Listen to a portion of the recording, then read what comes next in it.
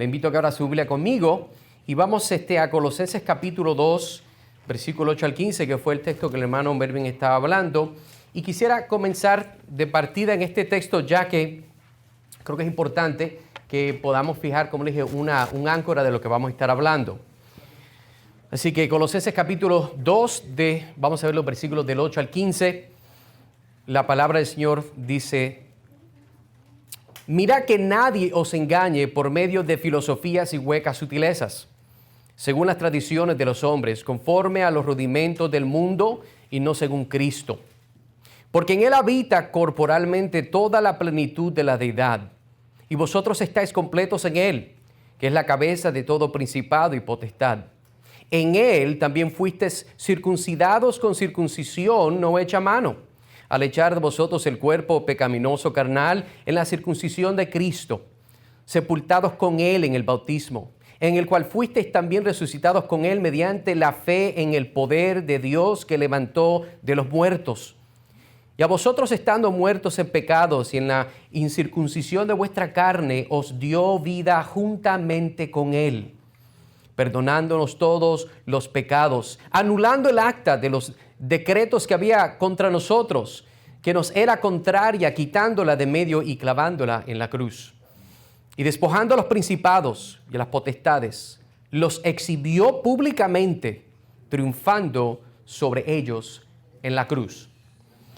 Y lo que quisiera comenzar esta mañana con este texto como una introducción, ya que el tema que estaremos desarrollando será uno que en mi opinión es una filosofía o ideología sutil y hueca que está causando gran división y rotura dentro del cuerpo de Cristo.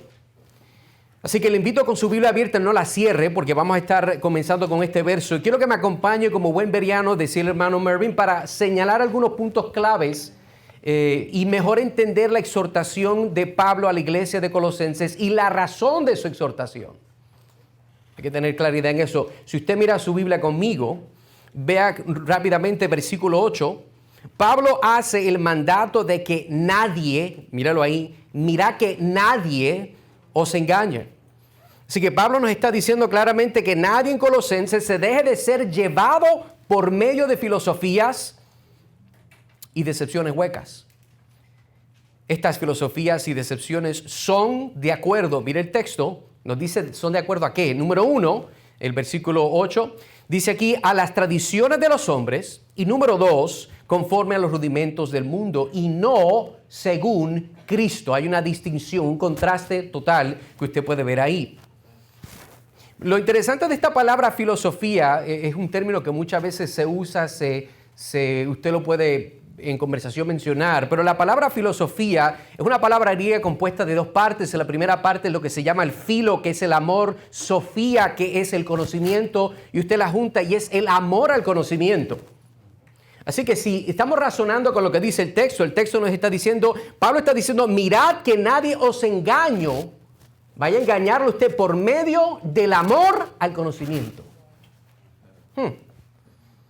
Y una nota adicional que no la tengo, pero me viene a la mente, este fue el problema que ocurrió en Génesis. El problema que tuvo la creación, Adán y Eva, fue la tentación de acceder o poder tener acceso a una información que no se le había dado a ellos. El amor al conocimiento. Versículo 8, continuamos. Vea que el vehículo que el diablo usa para engañar al cristiano es la filosofía y el engaño vanidoso. Versículo 9, mire conmigo, dice, porque en Él habita corporalmente toda la plenitud de la deidad. Así que vamos a ver unas razones. Pablo lo que está haciendo, yo creo que en estos versos es, nos da este alerta, nos da este mandato, que nos cuidemos, que tengamos advertencia en el versículo 8. Pero comenzando del versículo 9 en adelante hasta el versículo 15, yo creo que nos está dando razones por la cual nosotros debemos entonces de no dejarnos ser llevados. El lenguaje que está usando Pablo aquí es uno donde prácticamente usted será llevado, como si lo fueran a levantar y se lo llevaran. Esa es la imagen que está presentando Pablo en los términos que está usando. Versículo 9, la razón número 1 por la cual usted no debe dejar que eso pase es porque, por la cual no debemos dejarnos engañar, es porque en Él habita la plenitud de la deidad. Es en Cristo. Razón número 2. Versículo 10, porque somos completos, ¿qué dice el texto? En Él, la cual es la cabeza de todo principado y potestad. Versículo 11, razón número 3, fuimos circuncidados en Él, con una incircuncisión que no fue hecha por mano. Versículo 12, razón número 4, fuimos sepultados con Él en el bautismo y resucitados con Él en el poder de Dios. Versículo 13, razón número 5, se nos dio vida juntamente con Él, perdonando nuestros pecados. Versículo 14, razón número 6, en la cruz fue clavada el acta de los decretos que había en contra de nosotros por Cristo. Y la última razón, versículo 15, en la cruz triunfó y despojó sobre los principados y potestades y los exhibió públicamente. Sé que quería comenzar con esto porque debemos, número 1, de practicar cómo leer la Biblia. Número 2, debemos de entender de que la palabra de Dios nos está dando una alerta aquí en esta carta que Pablo le escribe a esta iglesia en Colosenses, de que usted debe de cuidarse, hermano, de no ser engañado. Usted debe de tener su guardia en alto. Y el contraste que está haciendo Pablo es que si usted verdaderamente está en Cristo, usted no necesita tener un amor a un conocimiento que no es lo que Cristo ha dado, porque en Cristo está la abundancia de todo conocimiento, dice Colosenses. Usted lee la carta.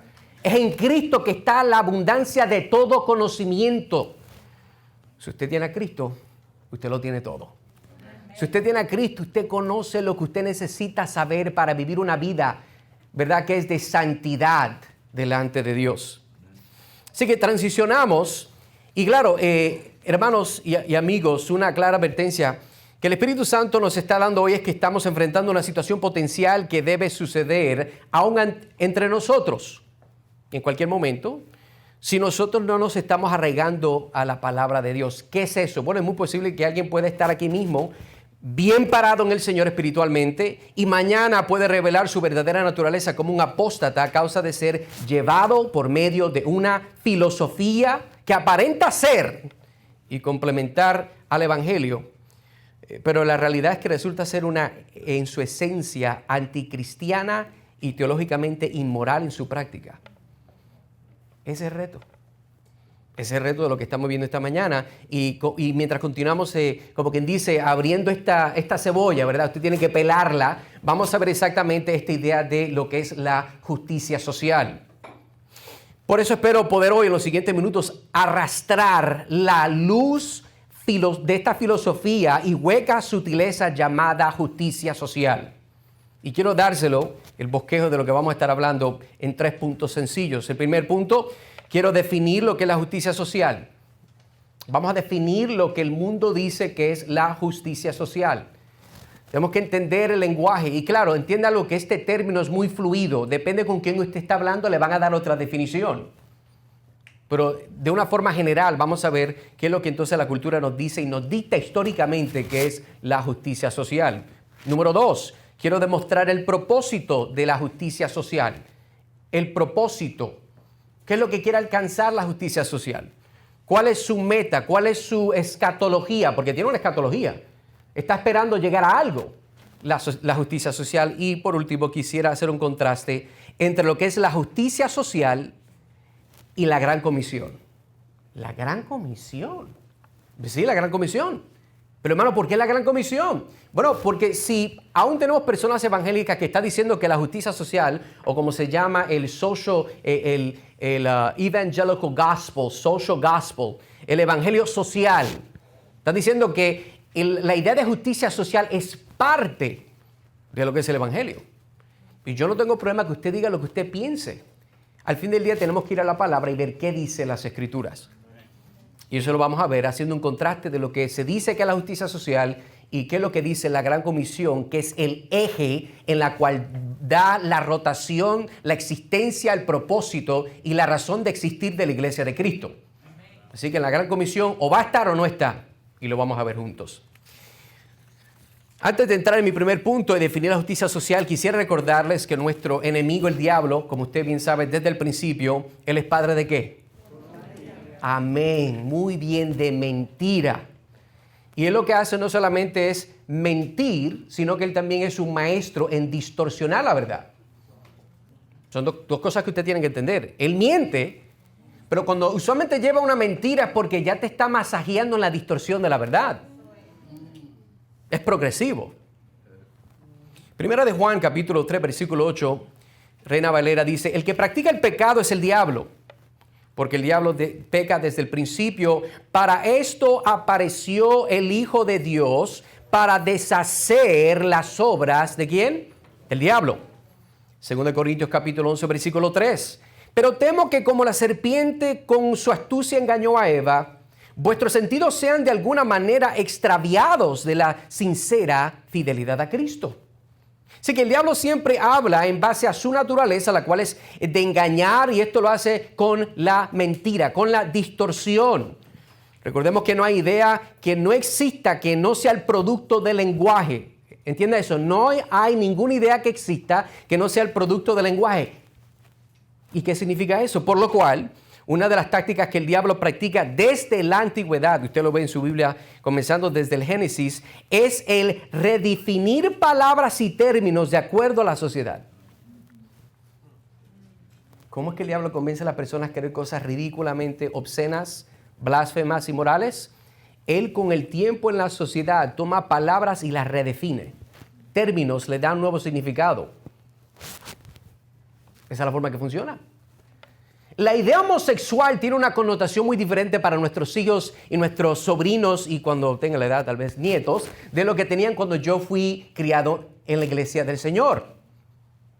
Tiene una connotación diferente. Sí sabemos que es pecado, sí sabemos, pero no es tan pecado. Porque al fin del día, ellos nacieron así. Mentira, no nacieron así. Y si cuando usted dice nacieron así, está hablando de que una persona nace en es depravado totalmente. Amén. Si todo el mundo nació con la depravación. Pero justificar lo que yo hago con quien yo soy es parte de este juego, esta distorsión. Yo nací así. Tener cuidado con eso.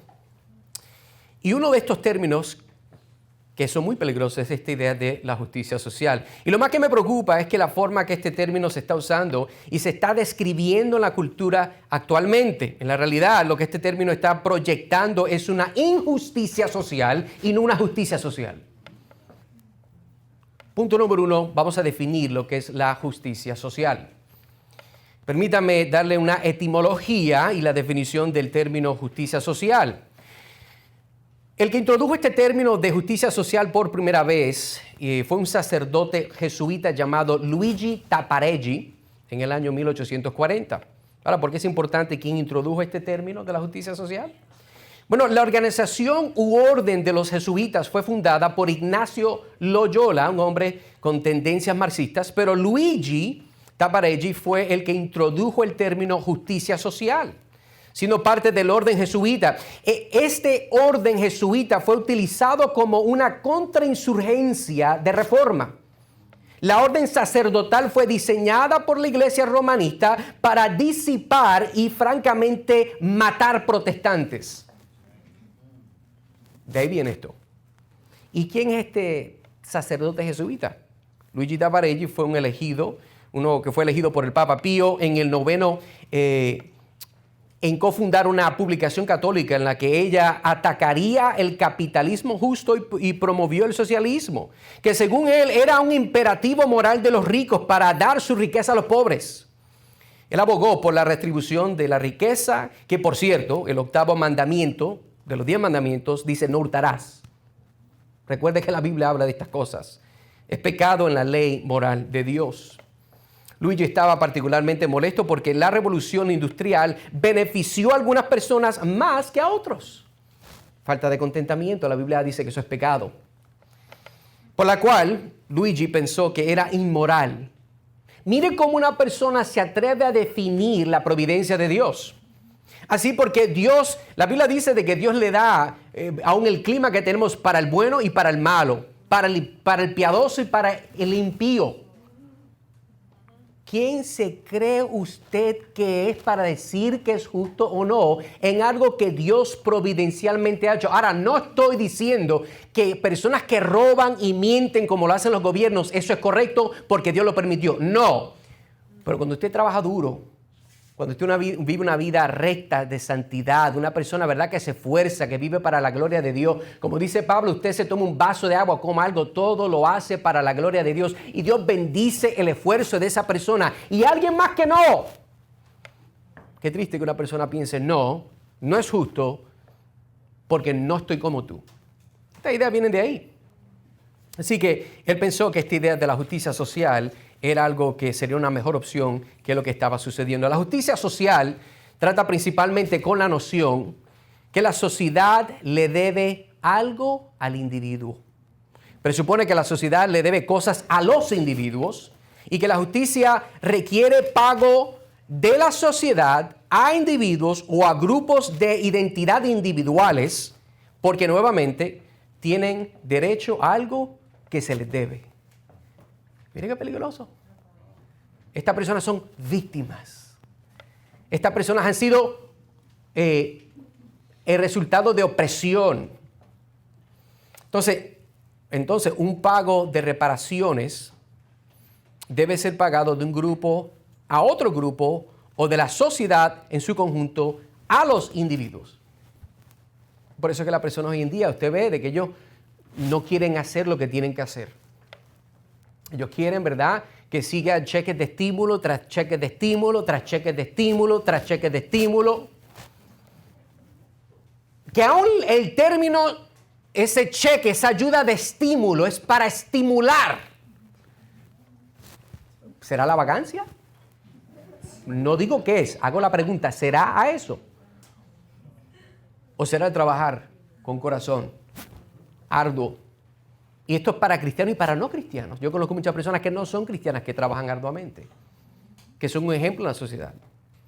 Así que vimos entonces lo que es la definición. En otras palabras, lo que quiere la redistribución no es necesariamente solo dinero en efectivo, escucha bien, sino que también privilegia la capacidad u oportunidad para la actividad personal. Eso significa las mismas oportunidades para todos y la misma riqueza para todos. Veamos entonces el propósito de la justicia social. La justicia social presupone, por cierto, lo que acabo de explicar, la cual, por cierto, no es un concepto teológico. Lo que estoy hablando, definiendo la justicia social, es un concepto económico, la forma que ellos quieren redistribuir el dinero o las ganancias. Quiero ser más claro, hermanos y amigos, mientras hablamos de la justicia social, no somos nosotros los que estamos tratando de llevar la política a la iglesia. Nosotros somos los que estamos tratando de mantener el evangelio en la iglesia. Estas otras personas que están tratando de traer la política y la economía a la iglesia son estos justicieros. Estas personas, ¿verdad?, que son los Avengers económicos. Ellos son los que van a resolver los problemas del mundo. Ellos van a poder traer un balance, algo que ellos... Póngase a pensar, hermano, ¿qué balance pueden hombres malditos delante de Dios por sus pecados traer a un mundo quebrantado igual que ellos? Ninguno.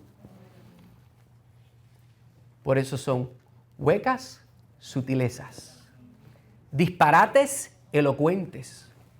Suena bonito, pero si prende la máquina un poquito acá arriba, usted se va a dar cuenta que en realidad no se está diciendo nada. Veamos entonces el propósito de la justicia social. La justicia social presupone, como le está diciendo, de que este es el plan que ellos tienen. Ahora, nosotros estamos aquí como un predicador del evangelio tratando de mantener esa basura de la justicia social fuera de nuestras iglesias. Nosotros claramente sabemos lo que es el evangelio y lo que no es el evangelio, y esto es algo esta bestia es completamente diferente. Esto no es el evangelio. Y vamos a ver más tarde por qué. Entonces, ¿qué presupone la justicia social? Bueno, la idea de justicia social se presupone sobre la noción que los individuos o grupos de identidad, como dije, ¿verdad? Estos de grupos de identidad negro, blanco, rojo, gay, heterosexual, bizco, zurdo, lo que sea. La sociedad les debe algo inherentemente a los individuos y para recibir justicia la riqueza debe de ser redistribuida y las oportunidades deben de ser las mismas para todos y nadie debería tener privilegios. Oh, qué interesante. Entonces, ¿qué demanda o exige la justicia social?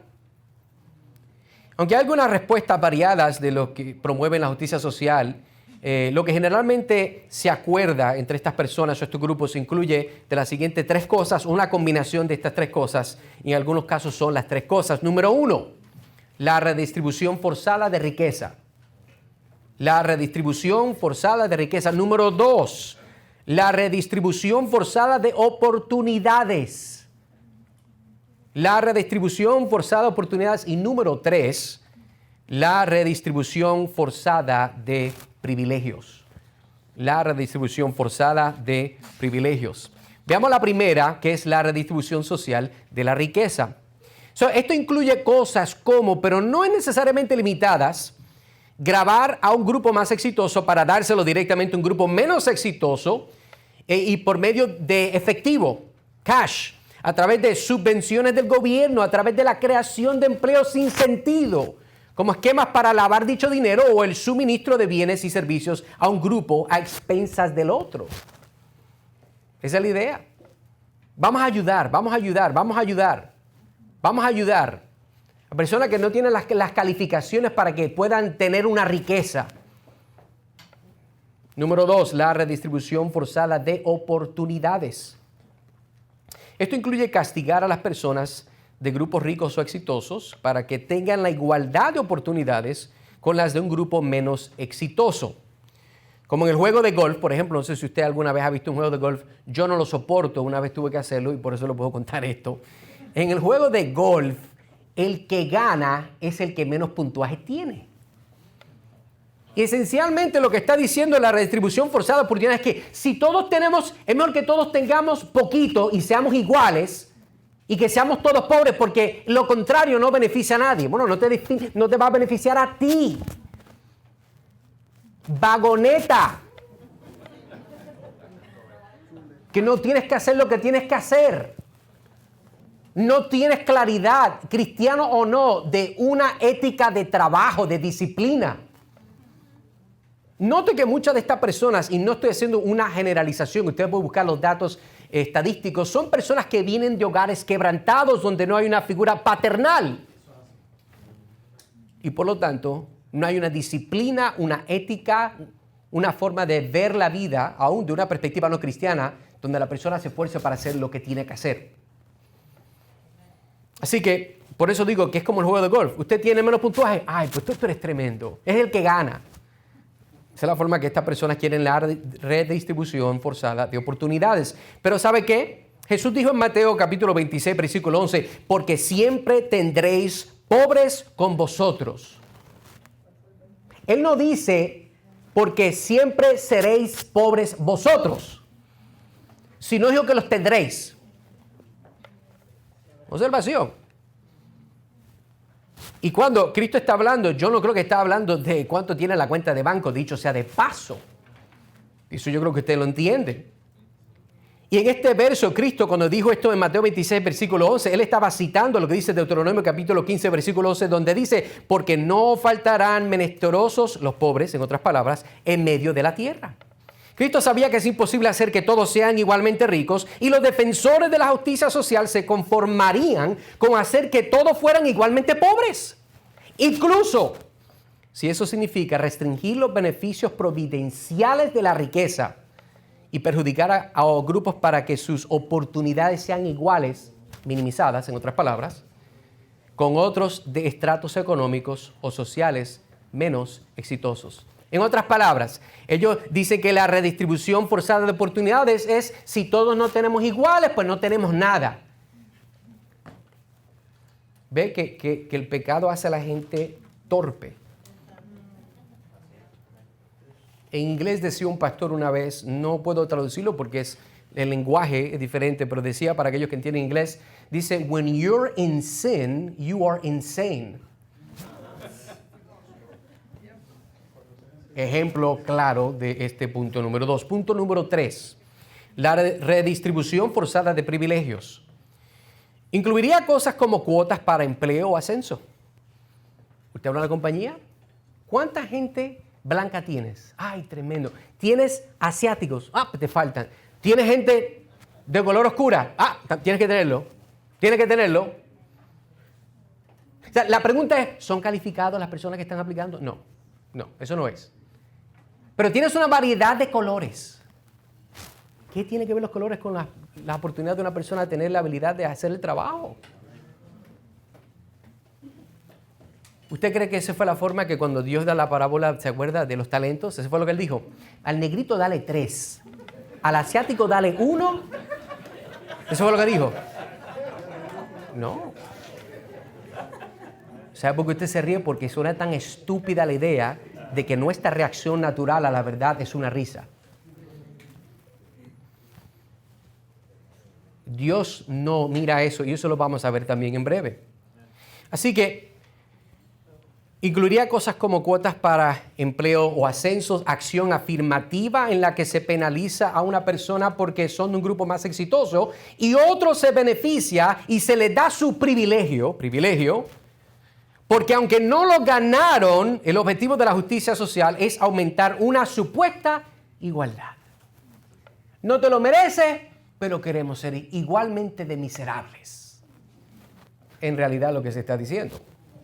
Deuteronomio, como le había dicho, capítulo 15, versículo 11, ¿verdad? Fue lo que Cristo estaba mencionando cuando Él decía de que siempre tendréis a los pobres. Sí hay una realidad donde yo creo que siempre, porque hay gente pobre espiritual, hay afectos económicos, eso es claro. Aunque en realidad no es siempre una generalización, porque hay personas ricas que no aman al Señor ni conocen del Evangelio. Mas, sin embargo, existen. Pero el defensor de la justicia social define la igualdad de manera diferente a nuestros padres fundadores americanos. Si usted es de los Estados Unidos, esto le compete a usted. Si usted no es de los Estados Unidos, pues escuche de todas formas. Que estas personas, estos padres fundadores americanos, fueron influenciados por el teísmo cristiano, o al menos por el deísmo cristiano, en el cristianismo, y suponemos la igualdad de la humanidad debido a una presuposición teológica, escuche bien, de que estamos hechos en lo que se llama el imago Dei, o imagen de Dios. Y tenemos un valor igual, inherente e innato, porque todos somos portadores de imágenes del Creador y por lo tanto tenemos los mismos derechos de ese Creador. Eso es algo que eso se trae, ¿verdad?, de la teología, aunque la Constitución, ¿verdad?, y las diferentes enmiendas no lo dicen así, pero es lo que está hablando, de que estas libertades que nosotros tenemos son inherentemente dadas por Dios a su creación, la cual es la imagen de Él. Un defensor de la justicia social no comparte esa convicción cristiana sobre la naturaleza de la igualdad, sino que ve la igualdad del alma y la persona no como un producto innato, sino que ve la igualdad como una cuestión de resultado. El cristiano dice que todos somos iguales independientemente que haya nacido rico o pobre. El defensor de la justicia social dice que solo somos iguales si ambos somos ricos o si ambos somos pobres. El cristiano considera que la igualdad supera los límites económicos, étnicos y culturales. El defensor de la justicia social que opera desde lo que es nativamente una cosmovisión atea. Y escuche bien, yo no estoy diciendo que todos los justicieros estos son ateos, simplemente estoy diciendo que su punto de partida nativamente es una perspectiva atea, no es bíblica. El defensor de la justicia social opera desde la perspectiva de que estas cosas superficiales deben ser cambiadas para obtener una verdadera igualdad. Y como puede ver, esto es un problema severo porque lo que están diciendo no es balanceado, no es bíblico y definitivamente no es verdad. Así que nosotros, los cristianos, aquellos que estamos en el Señor, creemos que independientemente de estas cosas superficiales, ya somos iguales porque Dios nos ha hecho así. Usted no es mejor que yo porque tiene más pigmento en su piel. Usted no es mejor o menos que yo porque usted es más saludable. Usted no es mejor o menos que yo porque usted tiene más dinero. Eso no es lo que la palabra de Dios nos dice. Pero una buena pregunta que tal vez usted tiene en su mente es, ¿qué significa esto de la igualdad entonces? Porque aquí no suena esto como algo igual. Dentro de los círculos de la justicia social, ¿cómo definen la igualdad? Y recordemos que el objetivo de la justicia social es crear un sentido de igualdad. En realidad no es igualdad, es la idea, la apariencia, la fachada, mediante la redistribución forzada de la propiedad, de la oportunidad y el privilegio. Veamos rápidamente la perspectiva bíblica de la igualdad en oposición a la idea de igualdad de la justicia social. Deuteronomio capítulo 10, versículo 7 dice de la siguiente forma: porque Jehová vuestro Dios es Dios de dioses y Señor de señores, Dios grande, poderoso y temible, que no hace excepción de personas ni toma cohecho. ¿Cohecho? ¿Qué es eso? Bueno, la palabra aquí en la Reina Valera, cohecho, es un delito que implica la entrega de un soborno para corromper a alguien y obtener un favor de su parte. Usted no puede comprar a Dios. Dios no es un policía corrupto, un juez corrupto, un abogado corrupto. No, Dios es santo. Dios no toma cohecho. Génesis capítulo 1, versículo 27 dice: y creó Dios al hombre a su imagen, a imagen de Dios lo creó, varón y hembra los creó. Y Pedro, cuando predica en Hechos capítulo 10, versículo 34, mire lo que dice Pedro. ¿Qué dice Pedro? Dice: entonces Pedro, abriendo la boca, dijo: en verdad comprendo que Dios no hace acepción de personas.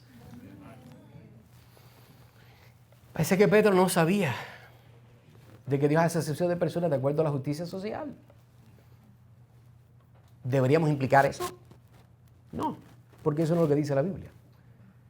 Y la persona, no, pero sí, está hablando salvíficamente, pero Dios era a favor de los derechos de la mujer. Jesús era a favor de parar la opresión de los romanos a los judíos. ¿Será eso lo que Cristo estaba haciendo? Continuamos viendo aquí. Mire, Deuteronomio capítulo 1, versículo 17 dice: no hagáis distinción de persona en el juicio, así al pequeño como al grande. Eso es lo menos que está pasando en los Estados Unidos.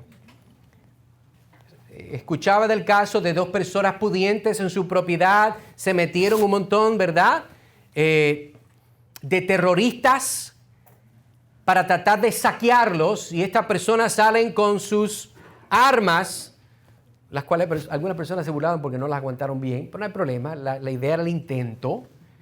Y sabe que estas personas actualmente las quieren llevar a corte por defender su seguridad en su propiedad privada y su sentido de seguridad. No entienden este mundo lo que dice este verso. Tenga en cuenta que el mismo pasaje citado por Pedro, que dice que no deberíamos estar predispuestos en contra de los pobres, también dice que no deberíamos estar predispuestos en contra de los ricos, y Pedro usa esto para afirmar que Dios no respeta a nadie a causa de cosas tan superficiales. Lo que encontramos repetidamente en las Sagradas Escrituras es que Dios de ninguna manera muestra parcialidad a los ricos o pobres, los privilegiados y los desfavorecidos, los ricos y los indigentes, príncipe o indigente, esclavo o libre, judío o gentil. Gálatas capítulo 3, versículo 27, Colosenses capítulo 3, versículo 11. Ahora, no hay ninguna pista en ninguna de las Escrituras, ninguna en absoluto, de que Dios ordene, exija y dicte que la igualdad se obtendrá con la redistribución de las riquezas o la propiedad de a los privilegiados de una clase a otra. Más bien, cada gramo de la enseñanza bíblica inspirada por el Espíritu Santo indica que a pesar de la disparidad en riqueza, propiedad o privilegios, todos son iguales ante Dios. Gloria a Dios, hermanos, de que nosotros no tenemos más valor porque tiene un poquito más de dinero en el banco. Eso sostiene la idea de que porque tengo más me merezco más. Pero eso es lo que algunas personas piensan. Pero ellos van a un extremo. Porque tú tienes más, yo me merezco más. ¿Qué tiene que ver eso con lo otro? Nada. Es el hurtar, el corazón que quiere hurtar lo que no es de él, lo que no es de ella. Y lo justifica con una ideología de que yo me lo merezco. Porque mis ancestros sufrieron de acuerdo a las leyes de Jim Crow. ¿Y sabes qué? Qué tristeza que en la historia americana pastores no hablaron en contra de eso. No se pusieron de acuerdo para, como decía Juan el Bautista, llamar al emperador en su vergüenza, en su pecado y decir que la iglesia no participaría de tal cosa. No soy ciego a la historia. Pero usted decirme a mí de que usted se merece algo porque ellos sufrieron. Usted está loco. Y yo sé que muchas personas, estén aquí o no hoy, se ofenden y se van a ofender con esa explicación o con esa expresión. Y les soy honesto, con mucho amor y respeto, no me importa.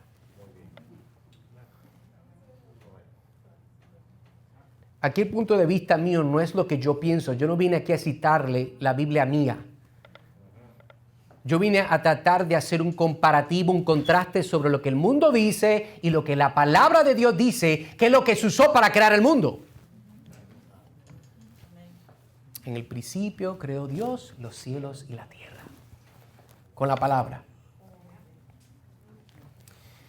En otras palabras, al decir que la igualdad se obtiene garantizar la misma riqueza y privilegios en lugar de decir que la igualdad se encuentra de forma innata en el hecho de que estamos hechos a la imagen de Dios, la justicia social tiene una visión menor con respecto al valor de la vida humana.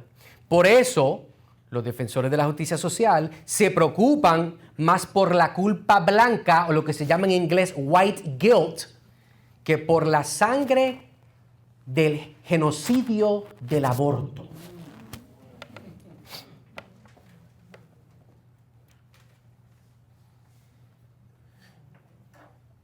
A mí me molesta, voy a tratar de ser balanceado, cuando la gente dice o están poniendo Black Lives Matter. Yo entiendo que hay personas que tal vez son ignorantes y lo que quieren decir, sí, yo creo que las vidas de personas oscuras o negras tienen valor. Amén, las tienen todas las vidas. Pero lo que ellos no entienden es de que hay una organización del mismo infierno que tiene esa misma sigla en inglés, organizada y comenzada en su génesis con 4 lesbianas que promueven la agenda del LGBTQA+, porque le siguen añadiendo. Usted se quiere reír, pero le siguen añadiendo. Es más, yo no sé si usted se está dando cuenta que quieren añadir la P de pedófilo.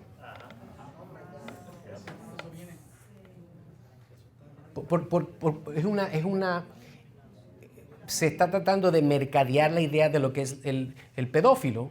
Es una inclinación sexual con menores. Lo vamos a poner unas palabras bien bonitas. Recuerda que yo le dije que el diablo le fascina redefinir los términos. Así que recordemos la palabra de Dios, hermanos, en 1 Samuel capítulo 2, versículo 7. Dice, Jehová empobrece y Él enriquece, abate y enaltece. ¿Quién lo hace? Jehová. Porque Él es soberano. La realidad es que la presuposición de la justicia social, que los individuos tienen derecho a algo de la sociedad, presupone que los pobres o desfavorecidos son pobres o desfavorecidos debido a la injusticia cometida contra ellos. Y si bien hay personas pobres y desfavorecidas debido a la injusticia, claro que sí. Y hemos visto eso en la historia, en nuestra propia nación. Negar las causas principales de la pobreza, sean la ignorancia, la pereza, la ineptitud o en algunos casos actos de providencia de Dios, como enfermedad o discapacidad, y no la injusticia de otros hombres, es negar el papel de Dios en el manejo de su propia creación. Entonces, en términos de la mentira de Satanás, de que la justicia social es como todos, argumentaríamos que el 8º mandamiento enseña que los individuos no tienen derecho a nada de la sociedad que sea propiedad privada de otros individuos. ¿Entendió eso? Usted no puede hurtar porque no le pertenece, no es suyo. Al mismo tiempo, Dios establece el derecho de la propiedad privada. Por eso usted no puede hurtar. Es justo decir que tomar lo que no te pertenece y codiciar lo que no es tuyo está violando la segunda tabla de la ley de Moisés, que Jesús dijo que era resumido por esta expresión. Mira a ver si se acuerda. Ama a tu prójimo como a ti mismo. Si tú amas a tu prójimo, tú no vas a hurtar su derecho, tú no vas a hurtar su dinero, tú no vas a hurtar su privilegio dado por Dios. Haga la conexión. Aquí hay implicaciones teológicas muy profundas y tenemos que pensar. La justicia social es la violación que se perdonó en la oración del Señor, ya que traspasa la ley de Dios y peca contra nuestro prójimo, exigiendo cosas que nuestros vecinos a las que no tenemos derecho. O sea, hagamos un repaso breve. Hemos definido lo que es la justicia social, hemos visto sus orígenes. Número 2, hemos visto su propósito en base a lo que la justicia social exige a la sociedad. Y ahora quisiera, en esta última sección, hacer un contraste de lo que la justicia social es y lo que la gran comisión es. ¿Será lo mismo? ¿Tiene alguna conexión? ¿Pueden caminar de las manos las dos? Vamos a ver. Vaya conmigo, entonces, Mateo capítulo 28. Y mientras usted sigue buscando, yo voy a seguir aquí continuando cubriendo el tema. El punto número 3, un contraste entre la justicia social y la gran comisión. Pero antes de comenzar, quisiera que considere dos puntos de vista que actualmente están en polos opuestos en medio de la comunidad evangélica. Esto es una pelea actual que está sucediendo que tal vez usted no sabe ni qué está pasando. De acuerdo a una página web titulada redeeminggod.com, esto es lo que dicen estos dos puntos de vista. Número 1, el primer punto de vista dice que el evangelio lleva la justicia social. Primero, algunos cristianos dicen que la justicia social es una pervención del evangelio y que en lugar de tratar de participar en temas de justicia social, deberíamos predicar el evangelio. Dicen que ninguna cantidad de ayuda a las personas transformará la sociedad y traerá justicia al mundo a menos que se base primero en Jesucristo. Y dicen las vidas de las personas no se pueden transformar verdaderamente hasta que presten sus vidas a Jesucristo y adopten los valores del reino de Dios. Además, estas iglesias argumentan que no deberíamos perder nuestro tiempo en temas de justicia social hasta que las personas hayan escuchado y aceptado el evangelio. ¿De qué sirve? Dicen muchos. Podría escucharlo decir, si una persona tiene la barriga llena pero todavía se dirige al infierno, la gente sigue yendo al infierno si están bien alimentados o no. Posición número 1. Posición número 2. El segundo punto de vista dice que la justicia social está en el centro del evangelio. Del otro lado del debate sobre la justicia social están aquellos que argumentan que los problemas de justicia social están en el centro del evangelio y que al observar la vida en el ministerio de Jesús lo vemos involucrado en acciones de justicia social en todo momento.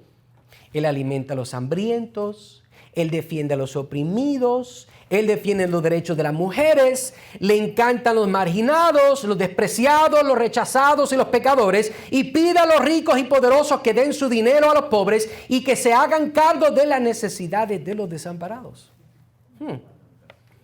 Si bien este segundo grupo generalmente está de acuerdo en que el alimentar a los pobres y defender a los impotentes no los llevará al cielo, ellos no están yendo a un extremo, argumentan que llevar a las personas al cielo no es el único objetivo del evangelio.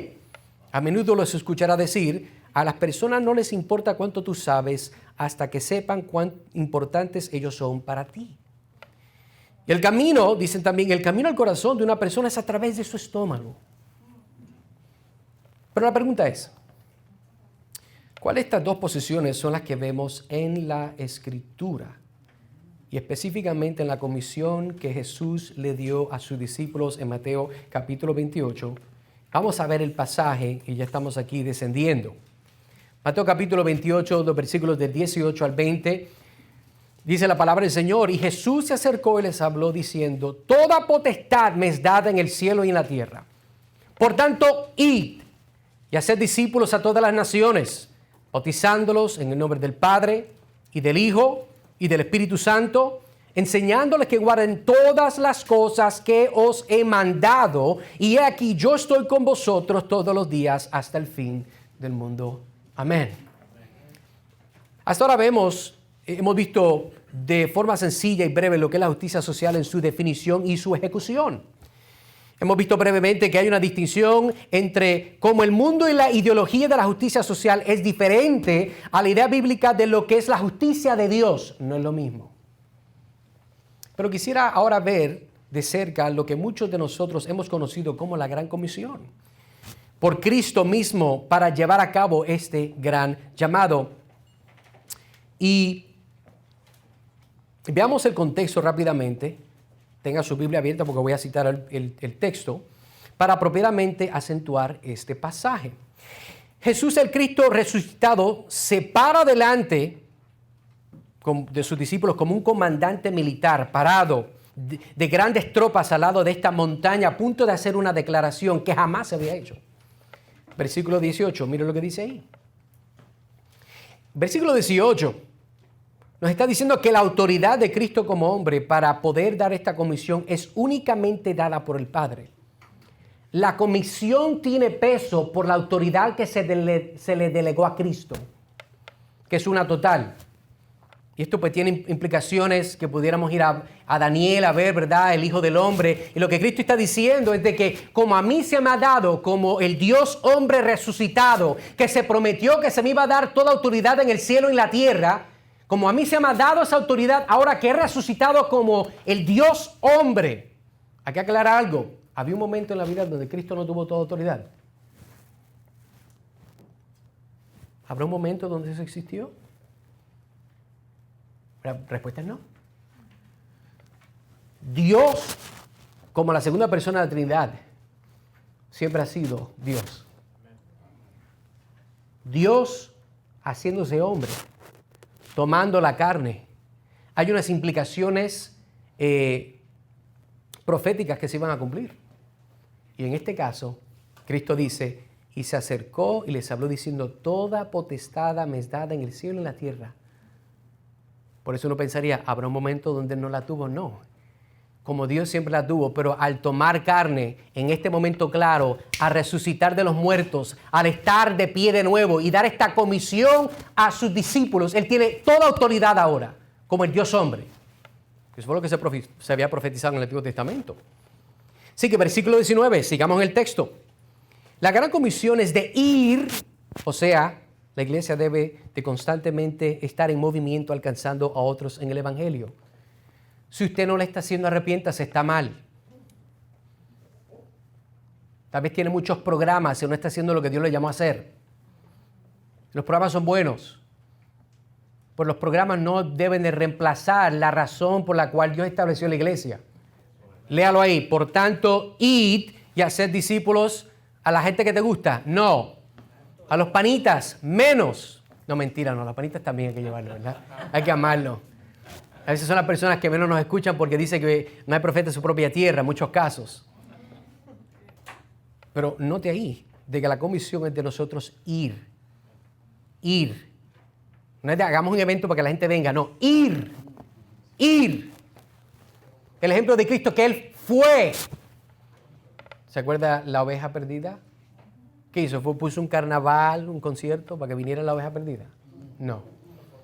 Él dejó y fue a buscar a la oveja que se había perdido. Versículo 19, parte B. La gran comisión no es de solamente ir, sino que como resultado de un evangelio predicado con el poder, habrán individuos que serán salvos y tendrán que ser discipulados. Eso está ahí. Versículo 19. La parte C. La gran comisión hace un énfasis que el bautismo es parte del proceso de hacer discípulos. Léalo conmigo, dice, por tanto, id y hacer discípulos a todas las naciones, bautizándolos en el nombre del Padre y del Hijo y del Espíritu Santo. Tenemos un Dios trinitario. El bautismo es parte. Me da gracia porque hoy en día muchas iglesias no practican el bautismo como parte de lo que es una membresía oficial cuando esto es un mandato de la Escritura. Usted no puede ser parte de la iglesia visible de Cristo si usted era una persona que no era cristiana, se arrepintió de sus pecados y puso su fe en Cristo y usted no se bautizó. No es que su salvación no existe, es que usted está siendo desobediente. Porque aquí dice, bautizándolos En el nombre del Padre y del Hijo y del Espíritu Santo. La entrada a la iglesia local, esto bajo la sombrilla de lo que es la eclesiología, es a través del bautismo. ¿Por qué? Porque en esta imagen hermosa nosotros nos identificamos con Cristo. En su muerte y en su resurrección. Qué bendición que nosotros podemos ser parte de eso. Versículo 20, enseñándoles que guarden todas las cosas que os he mandado. El contenido de lo que Él se enseña es totalmente basado en lo que Cristo hizo y dijo. Esto no se puede separar. Y ahí es donde yo haría la pregunta a muchos de estos hermanos, si quiero llamarle hermanos por respeto, no sé, ¿verdad? No quiero decir no son cristianos, van al infierno porque tienen ideologías raras. Dios lo sabrá y su fruto lo va a determinar. Pero ellos dicen, sí, porque todo lo que Cristo hizo es parte de su mandamiento, enseñándoles que guarde todo lo que yo es enseñado. Entonces es donde dicen, no, porque mira, de la misma forma que Dios estaba defendiendo los derechos de las mujeres, los oprimidos, así nosotros debemos hacerlo también. Yo creo que la tentación es de que una que comienza de buen deseo en el corazón reemplaza en su orden de prioridad a la otra. Yo no tengo problema de ayudar a las personas pobres, hermano. Deberíamos de compadecernos con aquellos que no tienen. Nosotros deberíamos dar lo que por gracia hemos recibido de otras personas. Eso es una realidad. Pero de yo enfocar todas mis fuerzas en eso, que no es lo que este texto está diciendo, escuche bien, es un problema. Versículo 20, y dice aquí, enseñándoles que guarden todas las cosas que os he mandado, y he aquí yo estoy con vosotros todos los días hasta el fin del mundo. Así que Cristo promete siempre estar con sus discípulos hasta el fin del mundo.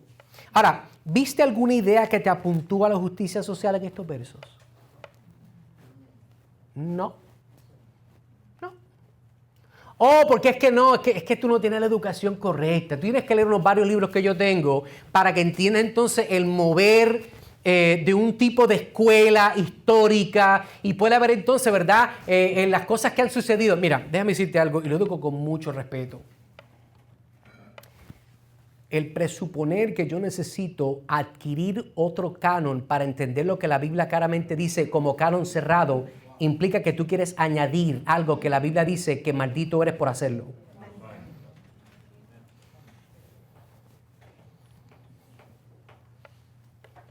Y yo sé que estas personas no lo hacen con maldad. Quiero pensar eso. Quiero demostrar caridad. Yo he hablado con yo creo que es un hermano en Cristo, y él activamente y muy apasionadamente, muy elocuentemente, un hombre muy dotado, muy estudiado, y estuvimos hablando. Y yo decidí hablar con personas que creen diferente que yo para mejor entender su punto de vista. Pero una de las cosas que me preocupaba es de que si yo no adquiría, si yo no me sometía a esta línea larga histórica de eventos pasados, de filosofías que han sucedido, que no estoy diciendo que no pasar, me escuche bien, quiero ser balanceado, pero yo no necesito eso para entender lo que claramente la palabra de Dios me manda a mí hacer como emisario del reino de Dios. Esa es la dificultad. Y creo que la mejor forma de poder contestar si la justicia social es parte del Evangelio, tenemos que ver lo que Jesús enseñó, ya que esta es el áncora de todo lo que se enseña en el discipulado bíblico. Lucas el doctor en su Evangelio nos dice en capítulo 4, versículos 18 y 19 lo siguiente: el Espíritu del Señor está sobre mí, por cuanto me ha ungido para dar buenas nuevas a los pobres. Me ha enviado a sanar a los quebrantados de corazón, a pregonar libertad a los cautivos y vista a los ciegos, a poner en libertad a los oprimidos, a predicar el año agradable del Señor. Entonces vamos a observar lo que Cristo está diciendo cuando está citando al profeta Isaías capítulo 60, versículos 1 y 2. ¿Qué es lo que está diciendo aquí Cristo en Lucas capítulo 4? Mírenlo con su Biblia abierta conmigo, versículo 18. El Espíritu Santo está sobre mí. El Espíritu Santo, versículo 18, parte A, fue dado al Jesús para llevar a cabo su ministerio. Usted no puede hacer ministerio si usted no es cristiano. Si usted no es cristiano, no tiene Espíritu Santo. Usted tiene el Espíritu Santo, usted tiene frutos del Espíritu. Y si no los tiene, debe de cuestionar si usted está en Cristo o no. No se vaya a meter cosas locas en su cabeza. Ah, no, pues que estoy pasando una temporada difícil. Puede ser.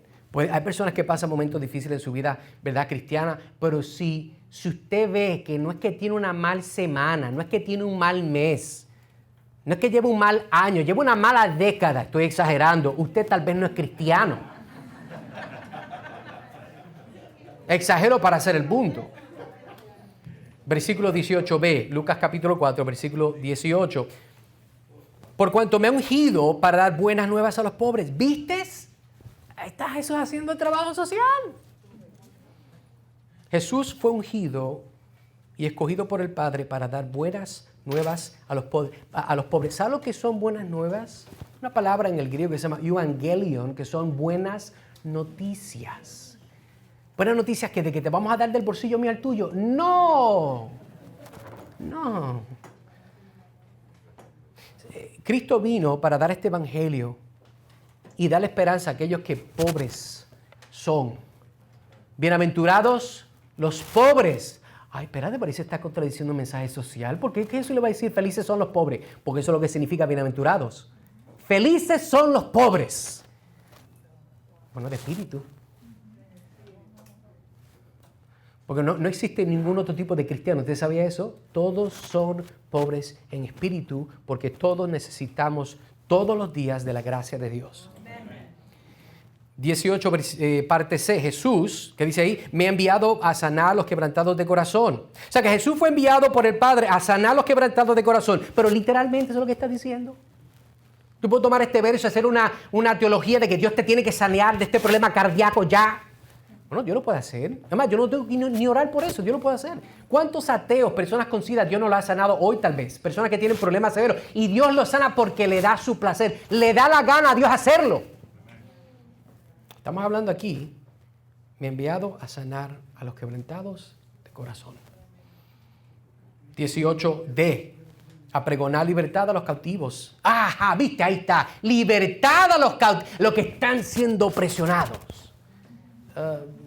Tú no puedes cambiar el contexto de cómo se definen las palabras en el mismo verso. ¿Tendrá aplicaciones literales? Puede ser, pero eso no es lo que Cristo está diciendo aquí. En el D dice que Jesús fue enviado a pregonar libertad a los cautivos. Eso es lo que Él vino a hacer. ¿Cautivos de qué? ¿De un sistema capitalístico? No, de tu pecado. De lo que el diablo ha puesto para tratar de contrarrestar la felicidad del hombre y quebrantar esa intimidad que el hombre debería tener desde el principio cuando vemos el primero Adán en el principio. 18e. A poner en libertad a los oprimidos. Ahí sigue de nuevo. Usted ve cómo es muy fácil y no estoy tratando de burlarme. Yo entiendo y creo sí de que hay un sentido de donde, note la diferencia, y hago un paréntesis que no tengo las notas, el catolicismo a donde va, todo el mundo es pobre, todo el mundo es miserable y los ricos son los papas y todo el sistema del mismo infierno. Donde llega la iglesia de Cristo y el Evangelio, la gente aprende a leer, a estudiar, a trabajar, a prosperar de una forma bíblica. Porque eso es lo que hace el reino de Dios. Quebranta ese yugo, quebranta esa maldición. Dios creó el hombre para que pudiera ejercer dominio sobre la tierra. Entonces un hombre que está en pecado no puede ejercer dominio porque ni siquiera puede dominarse a sí mismo. No sabe si se peina o se hace rolos. A veces Jesús satisfació las necesidades físicas de las personas antes de abordar sus necesidades espirituales y otras veces se dirigió a sus necesidades espirituales primero. Eso es bíblico. Pero ¿cuál fue su enfoque? Mire el versículo 19. El versículo 19 dice, a predicar el año agradable del Señor. Él vino a predicar. Keruso, de predicar, la palabra del griego, es una palabra fuerte. De proclamar. En los tiempos antes no habían, como hoy la noticia, venía una persona, un emisario del reino, se paraba en una esquina y esa persona comenzaba a dictar, a querrusear, vamos a hacer esa palabra en español, a proclamar una palabra del rey. Algo que el rey tiene que decir, que todo el mundo le interesaba, era eminente que usted lo sepa, porque si usted no lo sabe y quebranta lo que dice el mensajero, puede costarle su vida. Y Cristo vino a predicar el año agradable del Señor. Aquellos evangélicos que enfatizan la justicia social ven que este pasaje dice lo siguiente. Josh D. Berry, de una página que se llama BibleStudyTools.com, comentando sobre Jesús y la justicia social en este pasaje, dice lo siguiente. Jesús define su evangelio como teniendo un componente social. Significa que el ser empobrecido, levantado, el cautivo a la liberación de las normas ilícitas de la sociedad, el dolor físico encontrando curación y los oprimidos espirituales y físicamente encuentran la libertad. La justicia social es fundamental para el evangelio de Dios. No, it's not. No es esencial. El evangelio se personifica en una persona y su nombre es Cristo. Ahora, eso no indica que yo no debería seguir el ejemplo de Cristo. Pero decir de que algo es esencial al evangelio, tenga cuidado de cómo usted está hablando. Volvemos a lo que dice de lo que hace el diablo. Él añade poco a poco. Hay que tener cuidado. ¿Por qué dije esto? Bueno, el problema que tenemos aquí es lo siguiente. Yo sí creo que el deseo de Dios es que todo humano tenga experiencia salvífica a causa del evangelio. Obviamente, sí creo que Dios desea que el aborto pare de existir. Sí creo que Dios desea que el abuso pare, que el traficar de mujeres y niñas pare ya. Sí creo que Dios desea que la iglesia de Cristo sea una luz en medio de las tinieblas. Pero si algo tenemos que entender es que el punto de la partida es el evangelio, la cual es la expresión más pura de la justicia de Dios en la obra de su Hijo Jesucristo en la cruz del Calvario.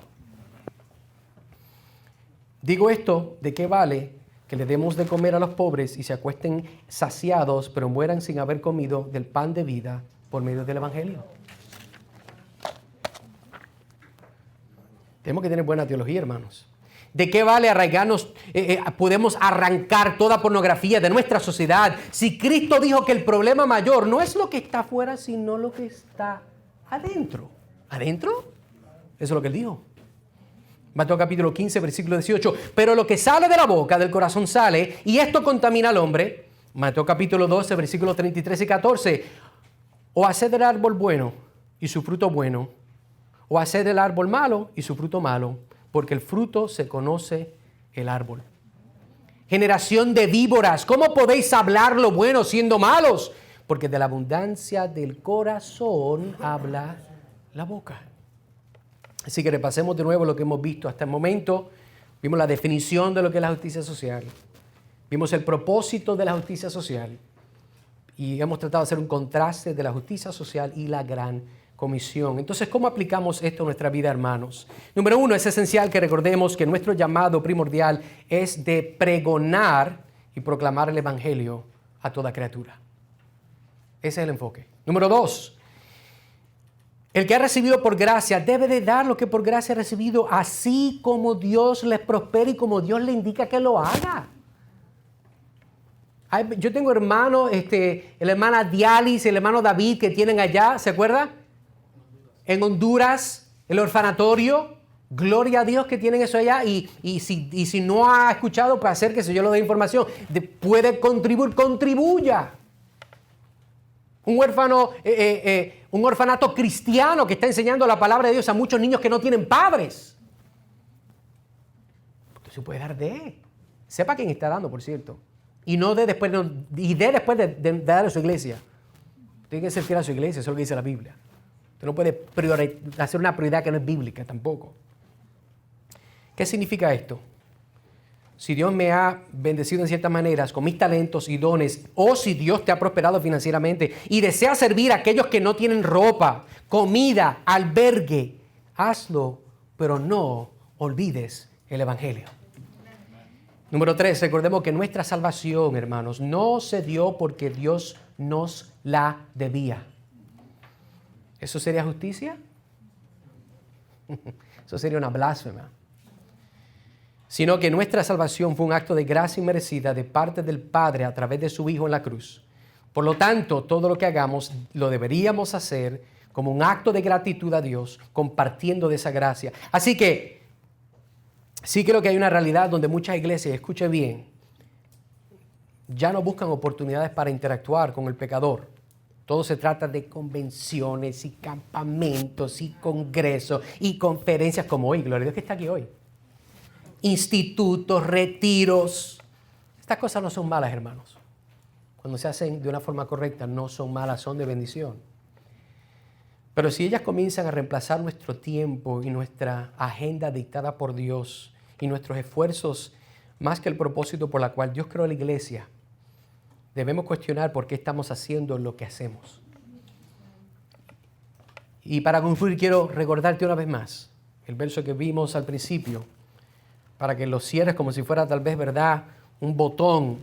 Colosenses capítulo 2, versículo 8. Mirad que nadie os engañe por medio de filosofías y huecas sutilezas, según las tradiciones de los hombres, conforme a los rudimentos del mundo y no según Cristo. Oremos, cerremos nuestros ojos, inclinemos nuestra cabeza, vamos a orar. Trino Dios y Padre Celestial, gracias por esta oportunidad que me has dado. Señor, gracias y espero de que estas palabras, esta información, sea, Señor, como un catalítico para nosotros ver y estudiar, hacer inventario de nuestra fuerza, nuestros intereses. ¿Estamos haciendo todo para tu gloria? ¿Estamos enfocados en la razón por la cual tú nos salvaste? ¿Estamos alcanzando, Señor, aquello por la cual tú nos trajiste del reino de la oscuridad al reino de la luz?